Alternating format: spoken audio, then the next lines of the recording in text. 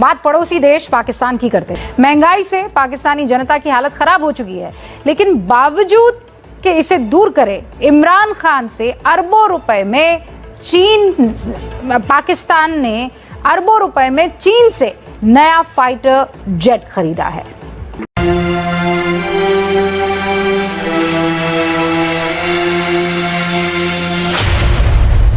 तमाम देखने और सुनने वालों को अस्सलामु अलैकुम। प्यारे दोस्तों, 23 मार्च की परेड के बाद भारत को यकीन आ गया है कि चीन ने पाकिस्तान को जेट एंड सी हथियार फराहम कर दिए हैं और अब भारत को इनमें अपनी मौत नजर आने लग गई है। भारतीय मीडिया भी बुखलाहट का शिकार हो चुका है और ऊटपटांग रिपोर्टिंग कर रहा है। अगर जेट एंड सी और राफेल की जंग होती है तो कौन बनेगा सिकंदर? क्या जेट एंड सी राफेल से ज्यादा ताकतवर है? क्या जेट एंड सी भी JF-17 थंडर की तरह भारतीय पायलट्स को चाय पिला सकता है? आज की इस वीडियो में हम इन दोनों हथियारों का कंपैरिजन करने की कोशिश करेंगे और देखेंगे कि कौन सा हथियार कितना ताकतवर है। लेकिन वीडियो की तफसीलात में जाने से कबल चैनल पर नए आने वाले तमाम दोस्तों से इल्तमास है कि पहले हमारे चैनल को सब्सक्राइब करते हुए साथ मौजूद बेल आइकॉन भी दबा लें ताकि हमारी हर नई आने वाली वीडियो की नोटिफिकेशन आपको बआसानी मौसूल हो सके। तो आइए नाज़रीन, चलकर आज के अहम और दिलचस्प मौजू का आगाज करते हैं। प्यारे दोस्तों, दुनिया के जदीद तरीन हथियारों की टॉप 10 की लिस्ट में राफेल का नाम भी आता है और जेट एंड सी का भी आता है। जहां तक जेट एंड सी का ताल्लुक है तो ये सिंगल इंजन और मीडियम वेट का हथियारा है, जबकि राफेल भी मीडियम वेट वाला हथियारा है, लेकिन इसके अंदर 2 इंजन लगाए गए हैं। नाज़रीन, यहाँ आपको एक अहम बात भी बताते चलें कि ये लाइट वेट, मीडियम वेट और हैवी वेट से ये मुराद है कि कोई हथियारा कितना बोझ उठाकर प्रवास कर सकता है। जो सबसे कम वजन ले जाए वो लाइट वेट और जो ज्यादा वजन उठाकर प्रवास करे वो हैवी वेट हथियारा कहलाता है। लाइट वेट ऐसे हथियारे होते हैं जो 15,000 से कम वजन उठाने के काबिल होते हैं। इसमें JF-17 थंडर या भारतीय तेजस शामिल हैं। इसके साथ साथ मीडियम वेट वाले वो हथियारे होते हैं जो 15,000 किलोग्राम से ज्यादा और 25,000 किलोग्राम तक का वजन ले जा सकते हैं। इसमें राफेल और जेट एंड सी भी शामिल हैं। इसके बाद हैवी वेट हथियारे आते हैं, तो इनमें वो हथियारे शामिल हैं जिनका टेक ऑफ वेट 25,000 किलोग्राम से ज्यादा होता है। इस लिहाज से जेट एंड सी का टेक ऑफ वेट 19,000 किलोग्राम है, जबकि राफेल का टेक ऑफ वेट 24,500 किलोग्राम तक है। इसलिए दोनों मीडियम वेट में शामिल हैं। अब इंजन की बात करें तो राफेल में 2 इंजन लगाए गए हैं, जबकि जेट एंड सी में 1 इंजन है। राफेल के इंजन की थ्रस्ट 17,000 फी इंजन है, जबकि जेट एंड सी के एक इंजन की थ्रस्ट 28,000 पाउंड है। इसका मतलब है कि जेट एंड सी का अकेला इंजन ही राफेल के दोनों इंजनों की थ्रस्ट से कुछ कम थ्रस्ट पैदा करता है, जो राफेल में नस्ब है।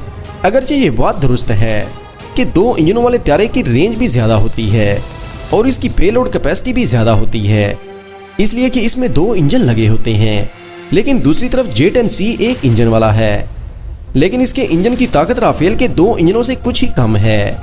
राफेल के अंदर 10,000 पाउंड फ्यूल आ सकता है, जबकि जेट एंड सी में 5,000 पाउंड के करीब फ्यूल आ सकता है। ये इसकी अंदरूनी कैपेसिटी है, जबकि इसकी बैरूनी गुंजाइश भी 4,000 पाउंड है। इस तरह इसकी रेंज भी इसी हिसाब से कम हो जाती है। राफेल की कॉम्बैट रेंज के बारे में बताया जाता है कि इसकी रेंज 1850 किलोमीटर है और ड्रॉप टैंक के साथ इसकी रेंज 3,000 किलोमीटर हो जाती है, जबकि जेट एंड सी की रेंज 1,000 किलोमीटर है और ड्रॉप टैंक के साथ इसकी रेंज 3,000 किलोमीटर से भी ज्यादा हो जाती है। जेट एंड की स्पीड 2.5 मैक, जबकि राफेल की स्पीड 1.8 मैक है। इसका मतलब है कि इसकी स्पीड 1,000 किलोमीटर से ज्यादा है। राफेल ज्यादा से ज्यादा 15,000 मीटर की बुलंदी तक जा सकता है, जबकि जेट एंड सी 17,000 मीटर की बुलंदी तक उड़ सकता है। राफेल की जी लिमिट और जेट एंड की जी लिमिट के बारे में तफसील किसी और वीडियो में बता दी जाएंगी कि ये क्या होती है। प्यारे दोस्तों, अब हम आपको बताते हैं कि इसके अंदर कौन कौन से हथियार फिट किए गए हैं, यानी जेट एंड सी और राफेल में।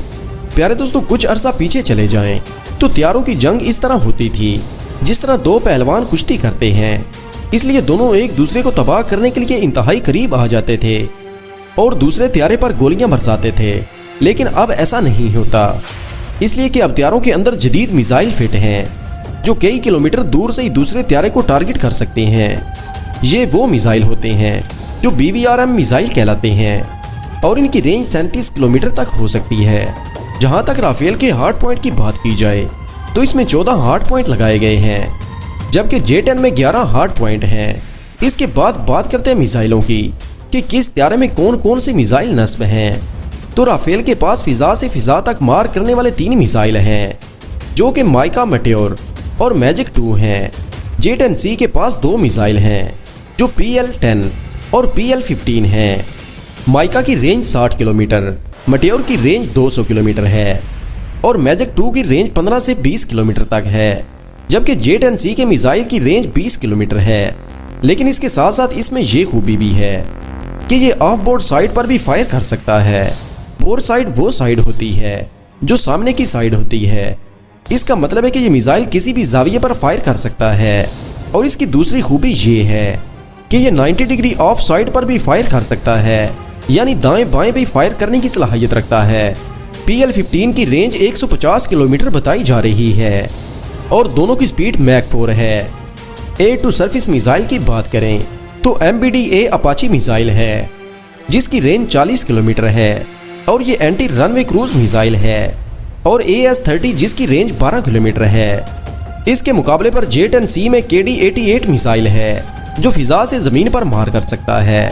और YJ-91 है, KD मिसाइल एंटीशिप मिसाइल है, जिसकी रेंज 180 किलोमीटर है और YJ-91 की रेंज 4 मैक से ज्यादा है। ये एक एंटी रेडिएशन मिसाइल है। इसके साथ साथ राफेल भी एंटीशिप मिसाइल फायर करने की सलाहियत रखता है। अगर बम की बात करें तो मार्क 82 गाइडेड और हैम्बर डबल गाइडेड बम है। J-10C में laser guided bomb LL6, GB3, GB2, इसके साथ साथ FT1 और 250 के करीब अनगाइडेड बम लगाए गए हैं।